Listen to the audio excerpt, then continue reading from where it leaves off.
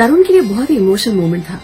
उसकी पहली नौकरी थी और उसका मालिक उसे ये कहकर निकाल रहा था कि तुमसे कोई बड़ा काम नहीं हो पाएगा, निकलो यहाँ से।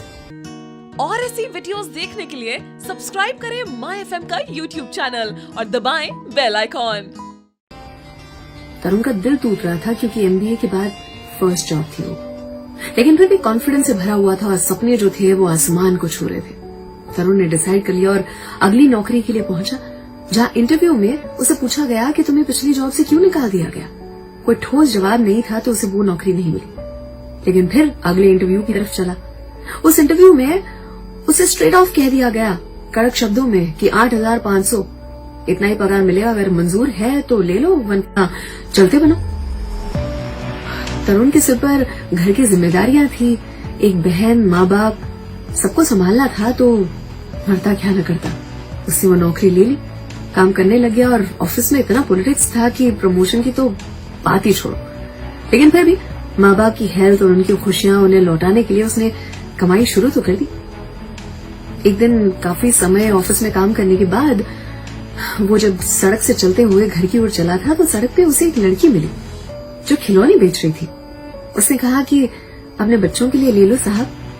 तरुण सोच में पड़ा, थोड़ा सा मुस्कुराया। उसने सोचा कि लड़की भी नहीं है, मतलब शादी भी नहीं हुई है, बच्चे तो दूर की बात है। उससे फिर भी खिलौना खरीद लिया। उस छोटी सी लड़की से पूछा कि खिलौने से खेलने की उम्र में तुम खिलौने बेच क्यों रही हो। लड़की ने कहा कि दुश्मन को हराना है साहब। तरुण समझ नहीं पाया तो उसने पूछा कौन है तुम्हारा दुश्मन। उस लड़की ने चमकती हुई आंखों से कहा भूख। मेरा और मेरे घर वालों का सबसे बड़ा दुश्मन है ये भूख। इसे हराने के लिए ये खिलौने बेचती हूँ। तरुण की मानो आंखें भर आई हो। वो खिलौना लेकर घर गया, लेकिन रात के अंधेरे में भी बैठा रहा और उस खिलौने को देखता रहा, तकता रहा। घड़ी की आवाज धीमी पड़ गई थी, उसे उसकी दिल की आवाज आ रही थी। पहली बार वो किसी और के बारे में सोच रहा था और उसने कहा कि क्या कर सकता हूं मैं इन लोगों के लिए। और अगले दिन जो उसने किया वो बड़ा ही शॉकिंग था। तरुण ने अपनी उस जॉब से रिजाइन कर दिया। उसके कलीग्स बहुत ही ज्यादा शॉक थे, उसके घर की परिस्थिति जानते थे, सोच में पड़ गए ये क्या करने वाला है। और ऑफिस से निकलकर वो उस लड़की से जिस रास्ते पर मिला था वहीं पहुंचा। उसके आसपास जो झोपड़पट्टी थी उसमें उस लड़की को ढूंढ रहा था कि शायद वहीं मिल जाए, और वो लड़की सामने खड़ी थी। तरुण से पूछा एक और खिलौना चाहिए साहब। तरुण ने उसकी तरफ हंसते मुस्कुराते हुए कहा नहीं, चलो दुश्मन को हराते हैं। एक्चुअली जो ऑर्गेनाइजेशन तरुण ने अपने बलबूते पर खोला था उसका नाम था भूख को हराना है। उसके बारे में जानते ही बहुत सारे कॉर्पोरेट्स, बहुत सारी कंपनीज, ऑर्गेनाइजेशंस उसके साथ जुड़ गए। जिनके पास बेशुमार पैसे थे उन्होंने पैसों से मदद की। समय जिनके पास नहीं था वो तो नहीं जुड़े, लेकिन तरुण नहीं रुका।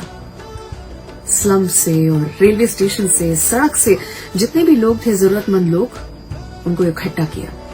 उनका जीवन चेंज करने की कोशिश में लग गया। नौकरी छोड़कर इंसानियत के काम में लगा था एक बंदा, तो गवर्नमेंट की ओर से सम्मानित तो होना ही था। सम्मान मिलते ही उसे कंपनीज में, कॉर्पोरेट्स में इनविटेशन मिलने लगे, वहां सेमिनार्स करने लगा। पर तरुण की मुस्कान वो संभाल नहीं पाया जब उसे एक नामचीन कंपनी से इनविटेशन मिला। जब वो वहां पर पहुंचा तो सीईओ साहब गुलदस्ता लेके के खड़े हुए थे उसके स्वागत में। स्टेज पर सीईओ साहब ने कहा कि आप हमारे यहाँ पधारे हैं, ये हमारे लिए गर्व की बात है। जैसे ही माइक तरुण के हाथ में आया उसने कहा कि मैं जो भी कर पाया हूँ, जो भी अचीव कर पाया हूँ इन लोगों के लिए, इसके पीछे सीईओ साहब का हाथ है। मुझे पहचाना सर? मैं वही लड़का हूँ जिसे आपने कहा था कि तुम कुछ बड़ा नहीं कर पाओगे। कभी किसी को ये ना कहे कि तुम कुछ नहीं कर पाओगे। और सिग्नल पर जाते हुए अगर मेरी ये कहानी आपको याद आए तो याद रखे, कभी कुछ यूं ही खरीद लिया करो, कभी कुछ यूं ही खरीद लिया करो। ये वो लोग हैं जो भीख नहीं मांगते। और ऊपर वाले से दुआ है मेरी कि या खुदा पूरी दुनिया दे विच कोई ना गरीब होवे, ऐसा कोई ना होवे जिसको रोटी नसीब ना हो। ऐसे ही वीडियोस देखने के लिए सब्सक्राइब करें माई एफएम का ऑफिशियल यूट्यूब चैनल। याद रखिए, अगर आप कुछ अच्छा सुन रहे हैं तो माई एफएम सुन रहे हैं। चलो आज कुछ अच्छा सुनते हैं।